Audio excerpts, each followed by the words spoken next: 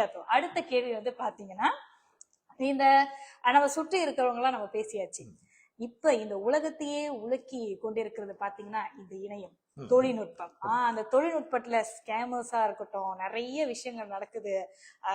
அது பாத்தீங்கன்னா போற வழி, அதாவது நம்ம ஏற்கனவே நிறைய வேலை செஞ்சுக்கிட்டு இருக்கோம். அடடா இது வேறையா, இந்த தொழில்நுட்பத்தினால நம்ம பெரிய மன அழுத்தம். உண்மையா தானே ரத்தம்? ஏன்னா பெண்களுக்கும் சரி, சமூகத்துல உள்ளவங்களுக்கும் சரி, வேலை செய்யறவங்க சரி, வேலை இல்லாதவங்களும் சரி, சும்மா சாதாரணமா இருக்கிறவங்களுக்கே இந்த ஸ்கேமர்ஸ் நடக்குது. பணம் அதுல நம்பி பணத்தை போடுறாங்க, அது ஒரு மனவேதனையா இருக்கும். கஷ்டப்பட்டு சம்பாதிக்கிறாங்க.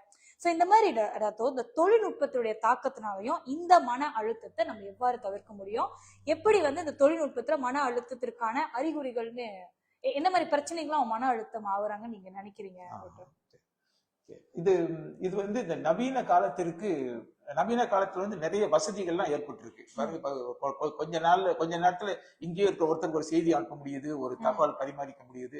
இதெல்லாம் இந்த நவீன காலத்தில் வந்து நாம் அடைந்த வசதிகள், வாழ்க்கையில் நாம் அடைந்த வசதிகள். ஆனா இந்த வசதிகள்லாம் வந்து நம்ம எளிதில் வரல, நம்ம பெரிய விலை கொடுத்துதான் எல்லாம் வந்திருக்கு. அந்த விலை தான் வந்து இந்த இந்த போதைப் பொருள் மாதிரி இந்த இணையத்திற்கு அடிமையாதல். இதை வந்து இங்கிலீஷ்ல வந்து இன்டர்நெட் அடிக்ஷன் சொல்லுவாங்க. Internet addiction.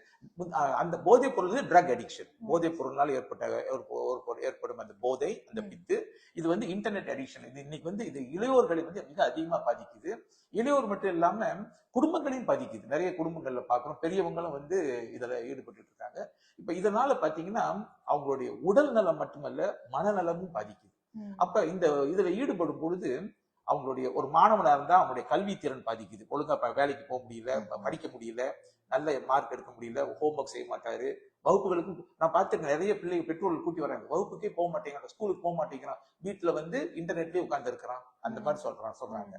அப்புறம் சில பேர் வந்து இப்ப மன உளைச்சல் கூட, சமயத்தை மன உளைச்சல் ஏற்படும் போது கூட சில பேர் வந்து அதிகமா இன்டர்நெட்ல ஈடுபடுறதா கண்டுபிடிச்சிருக்காங்க.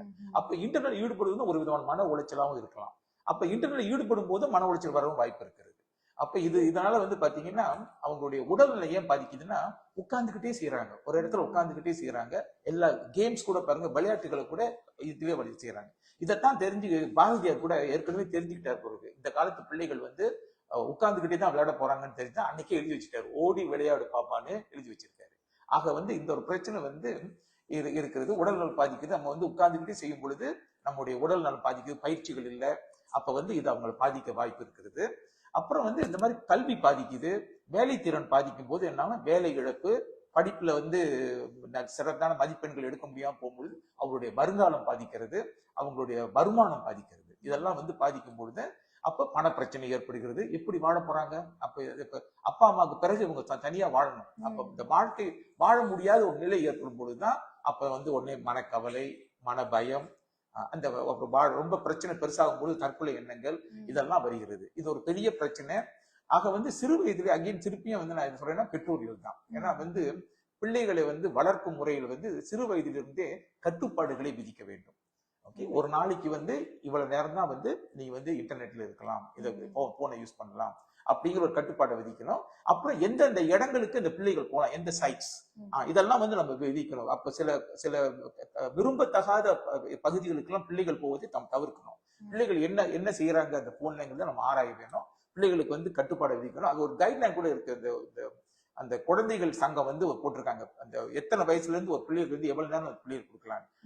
ஒரு குறைஞ்சது ஒரு 5 வயசு வரைக்கும் பிள்ளைகளுக்கு வந்து முடிஞ்ச வரைக்கும் வந்து போனை கொடுக்காதீங்கன்னு தான் சொல்றாங்க. போனையோ இன்டர்நெட்டையோ கொடுக்காதீங்க. அதற்கு பிறகு வேணா அந்த படிப்படியா ஒரு மணி நேரம் ஒரு நாளைக்கு, 2 மணி நேரம் ஒரு நாளைக்கு அப்படியே வந்து கூட்டிகிட்டு போகலாம் அப்படின்னு சொல்றாங்க. அப்ப இந்த விதிமுறைகள் வந்து பெற்றோர்கள் அறிந்து அதை வந்து பிள்ளைகளுக்கு சிறு வயது முதலே நம்ம வந்து அதை வந்து அவங்களுக்கு சொல்லி கொடுத்தா இந்த பிரச்சனையை வந்து தவிர்க்கலாம். ஏன்னாட்டி நிறைய பெற்றோர்கள் வந்து பிள்ளைகளை கூட்டி வந்திருக்காங்க, படிக்க மாட்டேங்கிறான் டாக்டர், எல்லாருமே வந்து போன்லயே இருக்கிறான், ஸ்கூலுக்கு போக மாட்டேங்கிறான், போனை கொடுங்கன்னா உடனே வீட்டுல பெரிய அட்டகாசம் பண்றான், வீட்டுல பொருள் எல்லாம் போட்டு உடைக்கிறான், தற்கொலை பண்ணிக்கிறேன்னு மிரட்டுறான், இப்படி எல்லாம் நிறைய சொல்றாங்க.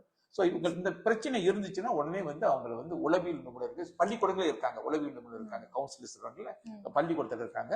அப்படி அவர்களால் செய்ய முடியலைன்னா அப்புறம் கொஞ்சம் ரொம்ப நிபுணத்துவம் பெற்றவர்கள், அதாவது குழந்தைகளுக்கான மனநல மருத்துவர் இருக்காங்க, ஓகே, சைல்ட் சைக்காட்ரின்னு சொல்லுவாங்க, குழந்தைகளுக்கான மனநல மருத்துவர் இருக்காங்க.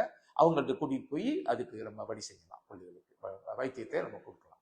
கண்டிப்பாக ரத்தோ, ஏன்னா இது வந்து ஒரு மிகப்பெரிய ஒரு நல்ல தகவல். ஏன்னா இப்போ உள்ள காலகட்டத்தில் இந்த மாணவர்கள், முக்கியமா அந்த பிள்ளைகள், சிறு சிறு பிள்ளைகள்ல நம்ம எங்க போனாலும் அவங்க கையில கை தொலைபேசி என்பது உண்மை. கட்டாயம் இருக்குது. விளையாட்டு பொருட்கள் தாண்டி அவங்க கையில ஆமா, வந்து காலத்தின் கட்டாயம். ஆ, ஆனா அதே so அதனால அதனால பாதிப்பும் இருக்கிறது. கண்டிப்பாக. சோ அந்த வகையில வந்து நம்ம டாக்டர் சொன்ன மாதிரியே தாங்க 5 வயதிற்கு மேற்பட்டு இதை எப்படிப்பட்ட அந்த விஷயங்கள்லாம் விதிமுறைகள்லாம் கடைபிடித்து அந்த பிள்ளைகளை நல்லபடியா நீங்க இணையத்திலயும் இருப்பாங்க, சமுதாயத்திலயும் நல்ல நல்ல விஷயங்களை பயன்படுத்திக்கிறதுக்கு அந்த இணையத்தை எப்படி பண்ணலாம், உபயோகிக்கலாம், அதோடைய யுக்திகளை எப்படி கையாளலாம்னு அவங்க வந்து அதுதான் டாக்டர் வந்து நம்மளுக்கு தெளிவாக சொல்லியிருக்கிறாரு, முக்கியமா இந்த தொழில்நுட்பத்துல. உண்மை. சோ அந்த வகையில ரத்த ரொம்ப ரொம்ப நன்றி. இந்த ஒரு அழகான கேள்விகள், கூறுகள் சொல்லிட்டீங்க, அதுக்கப்புறமா வந்து அதோட அறிகுறிகளையும் சொன்னீங்க, எதனால எந்த பாதிப்புகள் ஏற்படுது, அதோட வழிமுறைகளையும் நீங்க சொன்னீங்க, தொழில்நுட்பத்திலயும் என்னென்ன விஷயங்கள்லாம் இப்போத காலகட்டத்தில் நடந்திருக்கு, முக்கியமா இந்த பிள்ளைகளுடைய பார்வையில உண்மை.